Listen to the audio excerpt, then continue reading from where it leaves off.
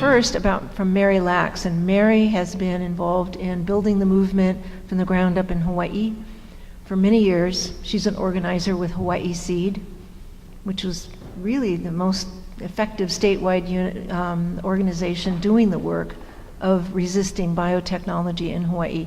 Mary, you're going to tell about the story of how it came about there and what's going on now, right? Okay, well, please welcome Mary Lacques. Aloha. Aloha, my name is Mary Lacques, as Claire said, and I am a member of Hawai'i Seed. I live in a small town on the north shore of Oahu called Haleiwa. Hawai'i Seed is a coalition of grassroots organizations on the 5 major Hawaiian islands. We work to promote food sovereignty and security in Hawaii. We are also working together to move Hawaiian agriculture away from genetic engineering and towards locally based agroecological food systems. I first heard about genetic engineering when working at the Patagonia store in Santa Cruz, California. But when I moved to Hawaii in 2001, I had absolutely no idea of the biotech industry's influence there in the islands. So when I spoke to Miguel a few weeks ago, he said he'd really like people would be interested in hearing about what's happening in Hawaii. So I kind of have a rundown of our history. For over 20 years, Hawaii has been a global center for open field testing of genetically engineered crops.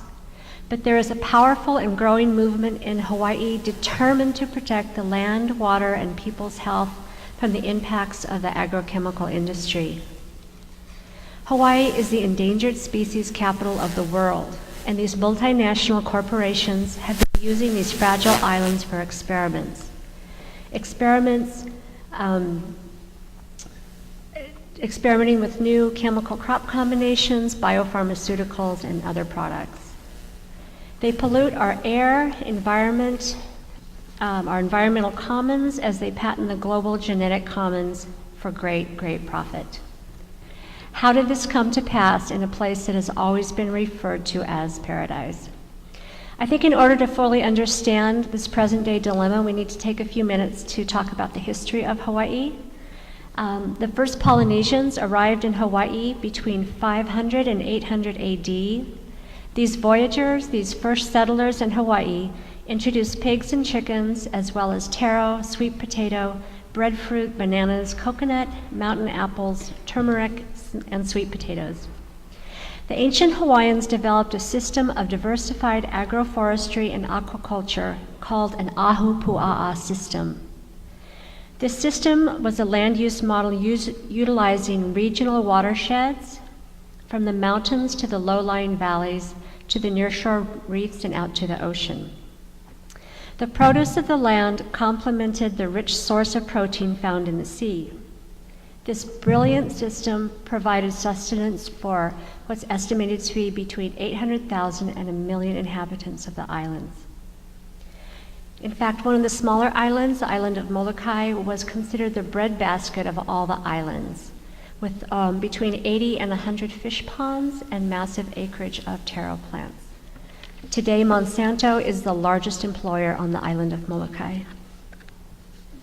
Over the span of the first century after the first Western contact, that was Captain Cook's arrival in 1778, Hawaiians were nearly wiped out by diseases introduced to the islands.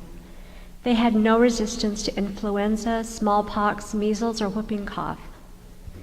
In 1900, the U.S. Census identified less than 38,000 residents of full or partial Native Hawaiian ancestry. In 1893, the sovereign kingdom of Hawaii was overthrown illegally by 5 Americans, 1 Englishman, and 1 German, all of whom were living and doing business in Hawaii. The coup efforts were supported by the American minister to Hawaii with the invasion of the U.S. Marines who came ashore at the request of the conspirators.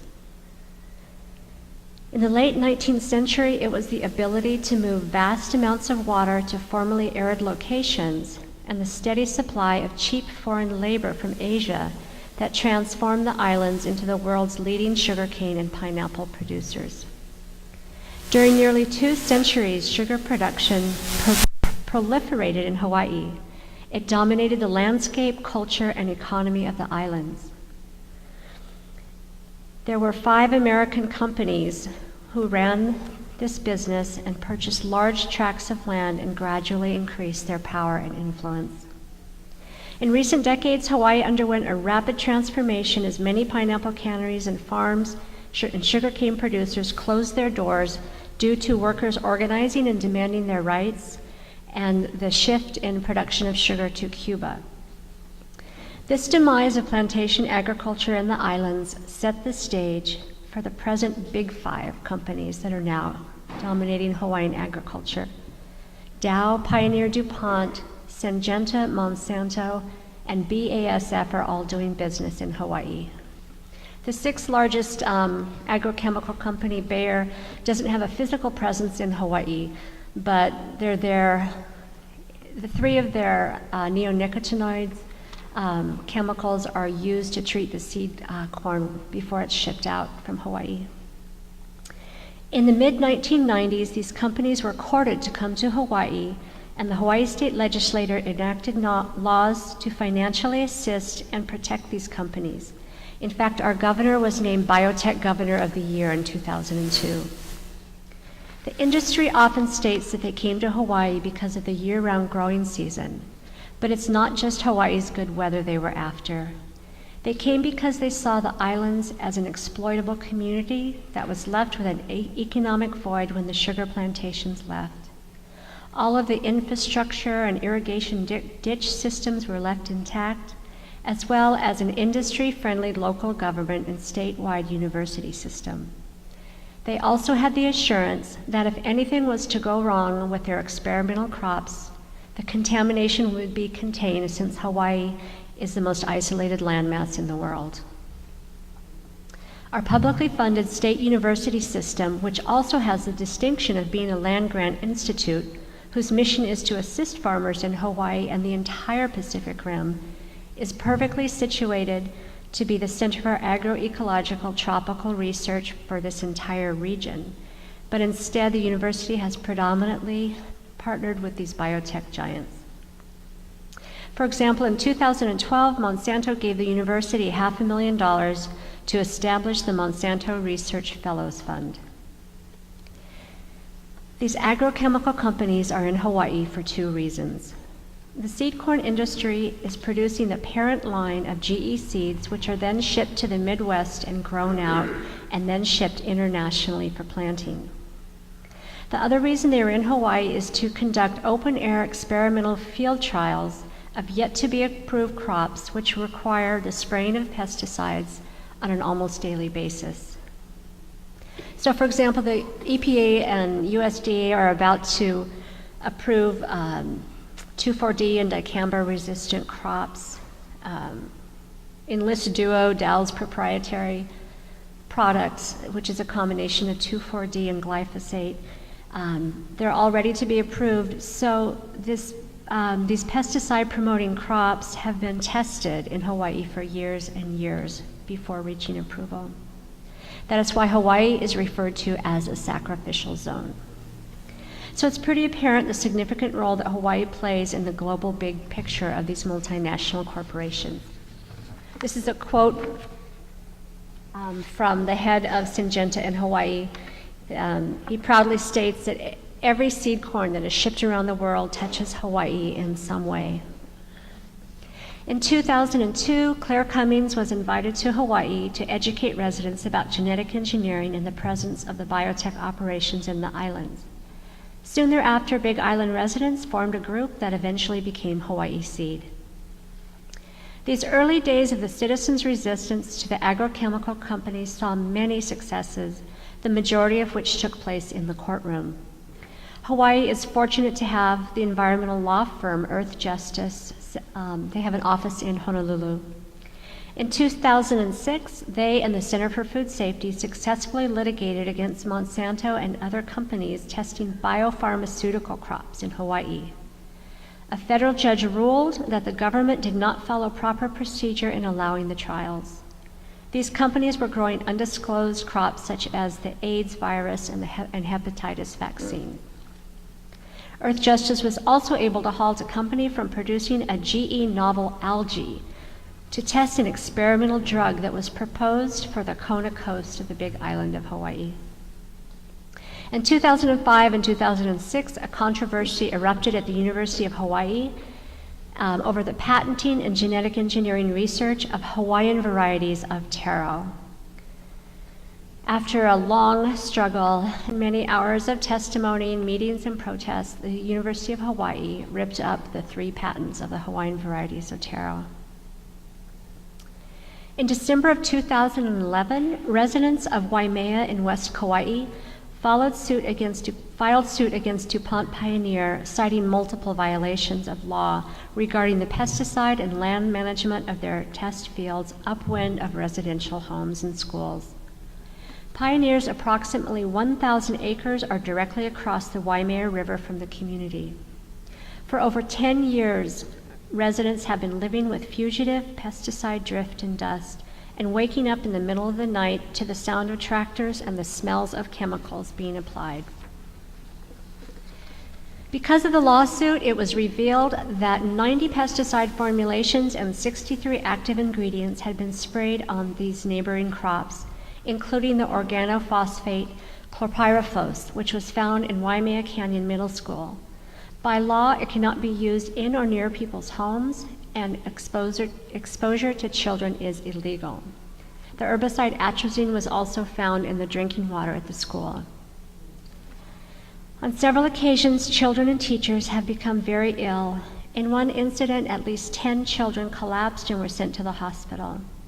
An investigation into the matter was strikingly incomplete, testing for only 6 of the 63 active pesticide ingredients used on just one of several neighboring operations, and they completely neglected testing of acute exposure. From 2010 to 2012, approximately 18 tons per year of restricted use pesticides have been used on Kauai lands. And these figures are for the highly concentrated pre-diluted amounts. Since genetic engineering testing has begun, over 3,000 permits have been granted by the USDA for field trials of GE crops in Hawaii, more than any other state in the nation. In 2012 alone, there were 160 such permits issued for 740 different sites. The momentum of our movement and the resistance to the chemical companies in the islands really began to accelerate in June of 2012 with the YouTube release of the Hawaii GMO Justice Coalition's film, Stop Monsanto from Poisoning Hawaii. This film exposed the presence of Monsanto and DuPont Pioneer on Oahu's North Shore. The North Shore is where the most famous surf breaks in the world are, along its 7-mile coastline. 6 months later, Hawaii Seed brought Dr. Vandana Shiva to speak at the University of Hawaii on Oahu, and what turned out to be the largest publicly attended event in the history of Kauai. At this time, the day that Vandana arrived, our 40,000 copies of this informational booklet arrived that we put together, and we've been using it to educate locals and visitors alike. And we made up these little handouts with some websites and also one of those QR codes if you'd like the book. In March of 2013, Hawaiian activists and surfers organized 5 marches in the month of March, marches against Monsanto. I think these marches brought the hugest amount of awareness to our movement. It was every Saturday in the month of March, and each week the crowds grew larger and larger. In June of 2013, 2 Kauai County Council members introduced Bill 2491, a very mild piece of legislation asking for buffer zones and disclosure of what restricted use pesticides are being sprayed near sensitive areas, and that an environmental and public health impact study be conducted. The bill eventually passed and became law after months and months of endless meetings and hours of public testimony. And like so many examples around the country, the response of the chemical companies was to sue the county. So less than 2 weeks ago, a federal judge overturned the law, ruling the county's ordinance was invalid because it was preempted by state law.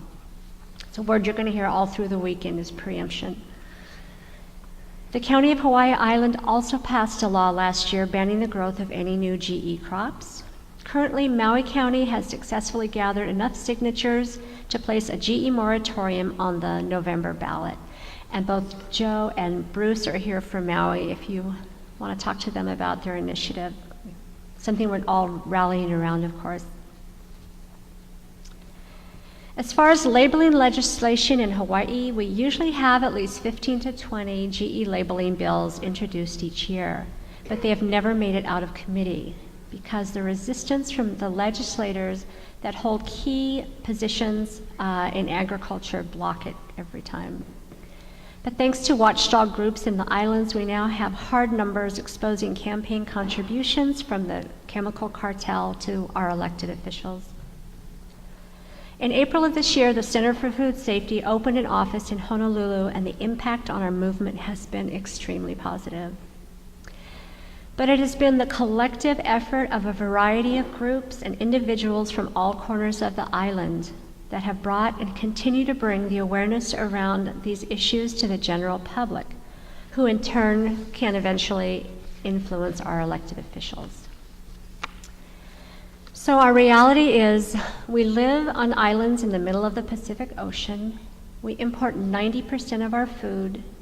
These multinational corporations are using the Hawaiian Islands to grow inedible crops and conduct outdoor experiments, and we are left with the devastation to the land, air, waterways, and reef. We share our story as part of this rising awareness of our common struggle.